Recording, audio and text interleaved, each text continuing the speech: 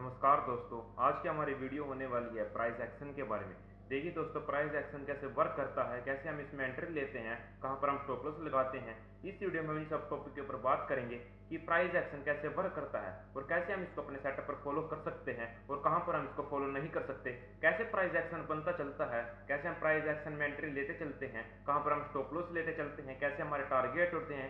इस वीडियो में हम इन सब टॉपिक के ऊपर बात करेंगे, तो प्लीज इस वीडियो को पूरा देखिए। और ये पार्ट 1 है, यानी कि प्राइस एक्शन की वीडियो का पार्ट फर्स्ट है। इससे आगे नए पार्ट भी बनेंगे, तो प्लीज उन पार्ट को देखने के लिए चैनल को सब्सक्राइब जरूर कर लीजिए।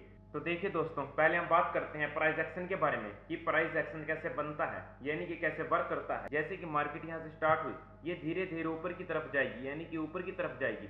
ऊपर से इसमें कुछ प्रॉफिट बुकिंग आएगी जो कि इसको नीचे लेकर आएगी।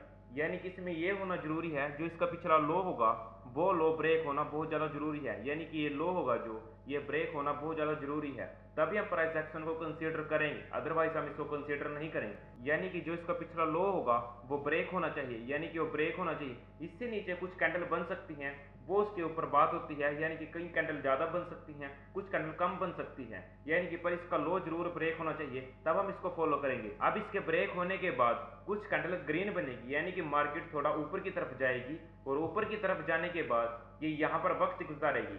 यानी कि जो इसका पिछला हाई होगा उस हाई को ब्रेक नहीं होना चाहिए, यानी कि वो हाई ब्रेक नहीं होना चाहिए। उससे नीचे मार्केट होगी और उससे नीचे मार्केट होने के बाद ही नीचे की तरफ आएगी और उससे पिछला लो ब्रेक करेगी, यानी कि जो इसका पिछला लो होगा वो ब्रेक करेगी, तभी हम इसको फॉलो करेंगे। देखिए, जैसे कि मार्केट ऐसे चलती है, नीचे आएगी, इसका ये पिछला लो ब्रेक होना चाहिए और जब ऊपर जाएगी तो इसका ये हाई ब्रेक नहीं होना चाहिए, इसके हाई के नीचे ही इसको नीचे आना चाहिए, फिर इसका लो ब्रेक होगा और इससे ऊपर जाएगी, ये हाई ब्रेक नहीं होना चाहिए, तभी हम इसको कंसीडर करेंगे। देखिए, ऐसे बनता चलता है प्राइस एक्शन। जैसे कि यहाँ से मार्केट शुरू हुई, यहाँ आई, यहाँ आई, ऐसे आई, ऐसे आई, ऐसे प्राइस एक्शन बनता चलता है और इस ट्रेंड लाइन को फॉलो करता है। उस पर एक ट्रेंड लाइन बनती है, उस ट्रेंड लाइन को ये प्राइस एक्शन फॉलो करता है। जैसे कि ये ट्रेंड लाइन बनी, इस ट्रेंड लाइन को ये प्राइस एक्शन फॉलो करेगा। ठीक है, अब जैसे मार्केट ऊपर गई, ठीक है, इसके हाई को ब्रेक नहीं होना चाहिए, यानी कि ये हाई है जो उसका, ये ब्रेक नहीं होना चाहिए। देखिए, ये जैसे हाई है इसका ब्रेक नहीं होना चाहिए। इस ट्रेंड लाइन के पास जैसे मार्केट आएगी, यहाँ पर सेलर एक्टिव होंगे, ना कि बायर एक्टिव होंगे। यहाँ पर सेलर एक्टिव होंगे और सेलर एक्टिव होने के बाद हमको यहाँ पर सेल करना होगा और इसका सीधा सा फर्स्ट टारगेट हमको मिलता है। जो इससे पीछे लो होगा वो हमको सीधा से इसका फर्स्ट टारगेट मिलता है। ठीक है दोस्तों, और इसका टारगेट ऐसा होगा कि जैसे ही मार्केट यहाँ पर आएगी, इसके लो के आसपास आएगी, उससे नीचे जब मार्केट जाएगी तो बहुत तेजी के साथ जाएगी।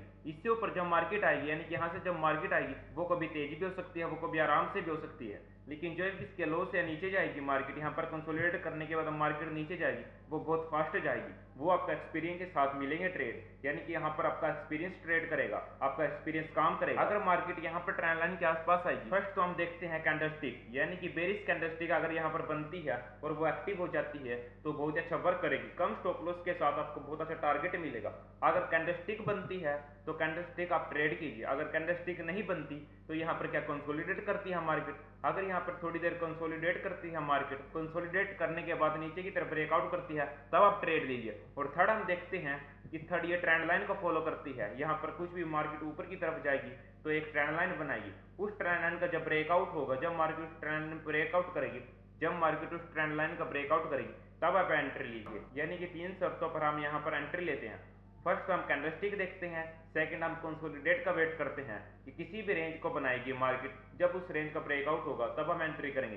थर्ड ये जो ट्रेंड लाइन है, यानी कि ऊपर की तरफ मार्केट जाती है, जब वो ट्रेंड लाइन बनाती है, उस ट्रेंड लाइन का ब्रेकआउट होता है जब हम फॉलो करेंगे उसको। ठीक है दोस्तों, अगर मार्केट यहाँ पर कंसोलिडेट करने के बाद ऊपर की तरफ ब्रेकआउट कर देती है, तब हम इसमें एंट्री नहीं लेंगे, यानी कि हमारा प्राइस एक्शन है जो वो खत्म हो चुका है, अब ये प्राइस एक्शन नहीं बना। ठीक है दोस्तों, ये प्राइस एक्शन की खासियत होती है। और प्राइस एक्शन ऐसे बनाता है, प्राइस एक्शन लोअर हाई बनाता चलता है, यानी कि पिछले लो को कभी भी ब्रेक नहीं करता, नीचे की तरफ हाई बनाता, यानी कि जो पिछला लो होता है उसको कभी भी ब्रेक नहीं करता और नीचे की तरफ नया हाई मारता चलता है, यानी कि नया लो मारता चलता है, लोअर हाई बनाता चलता है मार्केट। जैसे कि ये लोअर हाई बनाया, लोअर हाई बनाया, लोअर हाई बनाया, ये मार्केट ऐसे बनाता चलता है प्राइस एक्शन में। ठीक है दोस्तों,